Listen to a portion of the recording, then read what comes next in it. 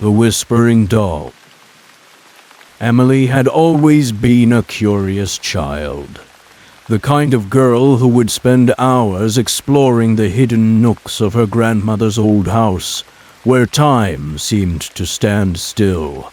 The attic fascinated her the most, a shadowy cavern filled with relics of the past, dusty trunks, faded photographs, and the lingering scent of mothballs. It was a world untouched by the present, a place where stories whispered just beyond the veil of memory. One rainy afternoon, while the skies rumbled above, she decided to venture up to the attic once again. The wooden ladder creaked under her weight, but she climbed it with excitement, her heart racing with the thrill of discovery. As the attic door swung open, a gust of stale air greeted her, carrying with it the echoes of forgotten lives. Her eyes widened as she surveyed the scene. Sunlight filtered through a cracked window, illuminating motes of dust that danced like tiny spirits in the air. As she began to rummage through the boxes, she stumbled upon an intricately carved wooden trunk. It was locked, but the latch was old and rusty.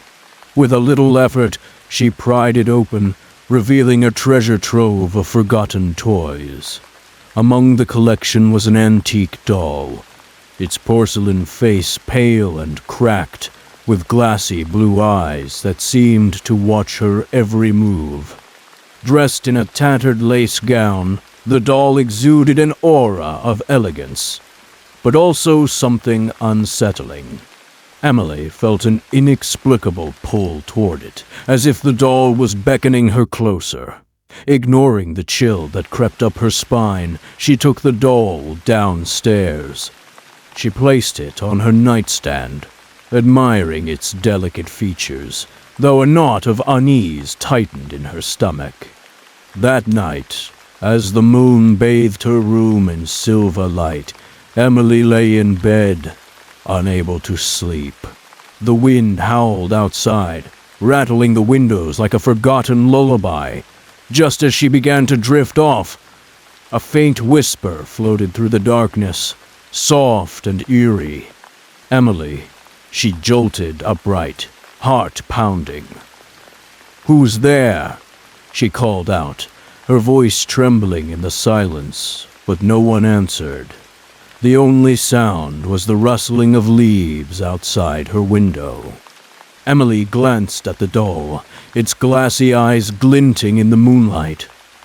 "Emily," the whisper came again, clearer this time, wrapping around her like a cold embrace. She squeezed her eyes shut, hoping to dispel the sound, but it only grew louder, more insistent. The next morning, Emily rushed to tell her parents. "I heard whispers last night." The doll, her mother chuckled, brushing the hair from Emily's forehead. "It's just your imagination, sweetheart. Dolls can't talk." Emily felt a wave of frustration wash over her. "But it did, I swear." Her father smiled, ruffling her hair. "Maybe it's a way to keep you company at night. Just a doll, Em. Nothing to worry about." But Emily knew what she heard. That night she lay wide awake, her heart racing. The whispers grew louder, wrapping around her like a shroud. "Emily, I'm here. Come play." The doll's head turned slightly, its painted lips barely moving as if it were trying to speak. Panic surged through her. She wanted to scream, to throw the doll out of her room. But she felt paralyzed, trapped in the grip of something unseen. Days turned into nights, and the whispers continued, becoming a haunting lullaby that echoed through the walls of her home. As Emily lay in bed, she could feel the weight of the doll's presence beside her. Each time she glanced at it, she could swear it had shifted positions, as if it were watching her, waiting for something. The air in her room felt heavy, charged with a strange energy.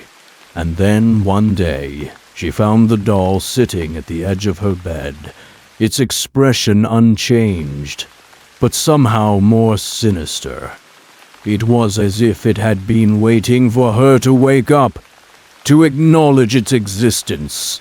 "Stop it," she yelled, her voice breaking. "You're just a doll." But the doll remained silent, its eyes glimmering with a depth that sent shivers down her spine.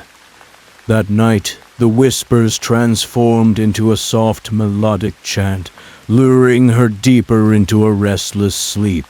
Emily awoke in a cold sweat, her heart racing as she realized she was no longer in her room. Confused, she looked around, and panic set in when she saw the doll sitting on a chair across the room, illuminated by an otherworldly glow. "Come to me, Emily," it whispered, the voice now smooth and inviting, yet coated with an underlying malice. "We have so much to share." The walls began to close in, and shadows danced around her, whispering secrets she couldn't understand.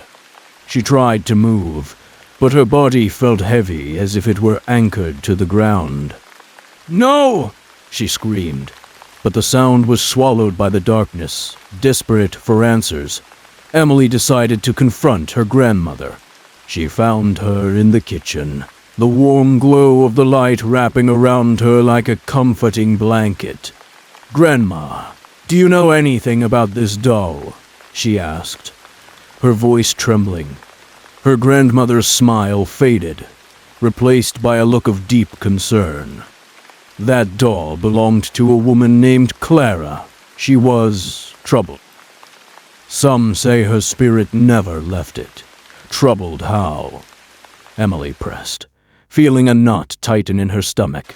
"She lost her child many years ago," her grandmother whispered, her eyes darting toward the attic. "They say she sought vengeance on those she believed wronged her." The doll became her vessel, her connection to the living world. Emily's heart raced. The whispers, the movements, it all made sense now. Clara's spirit was trapped within the doll, seeking a new host to fill the void left by her tragic loss. That night, the whispers returned, more powerful than ever. "Emily, I need you. I want to play." Determined to end the torment, Emily climbed into the attic once more, a flashlight in one hand and her grandmother's warning echoing in her mind. The air felt thicker up there, charged with secrets and despair. She approached the trunk where she had found the doll, her heart pounding. "Clara," she whispered, feeling a chill in the air. "What do you want from me?" The whispers morphed into a cacophony of voices, some pleading, others angry. "You will be mine," they cried in unison, a chorus of lost souls. Suddenly, the doll's head snapped to the side, its eyes locking onto Emily. "You can't escape me," it hissed, the voice dripping with malice. "You're just like me, a lost child." In a panic, Emily turned to run, but the attic door slammed shut behind her with a deafening bang. The darkness felt alive, closing in around her. She could hear the sound of the doll's laughter, a chilling sound that echoed in her mind, drowning out her thoughts. "Let me go," she screamed, pounding on the door. But it wouldn't budge. The whispers grew louder, filling her head with chaos. "You will be mine, Emily." Forever. In a moment of desperation, she grabbed the doll and shouted, "I won't let you take me." With all her strength, she hurled it against the wall. The porcelain shattered into countless pieces, each fragment reflecting the pale light of the attic. The room fell silent. For a heartbeat, nothing happened. Then a cold wind swept through the attic, extinguishing the light and plunging her into darkness. Emily felt a weight lift from her shoulders, as if the room had exhaled a breath it had been holding for years.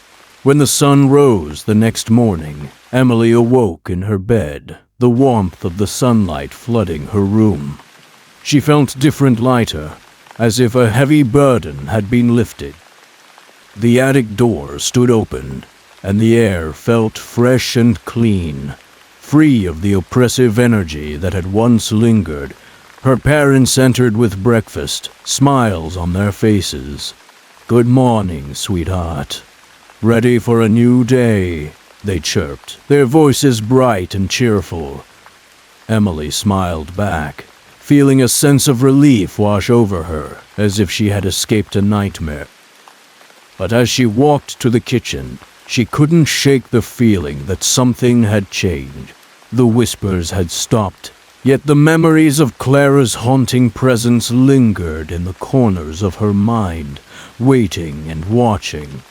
Then, as she turned to grab a piece of toast, she caught a glimpse of something out of the corner of her eye.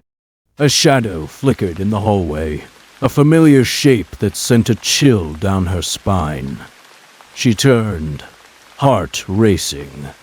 But there was nothing there, only the empty space where the doll had once sat.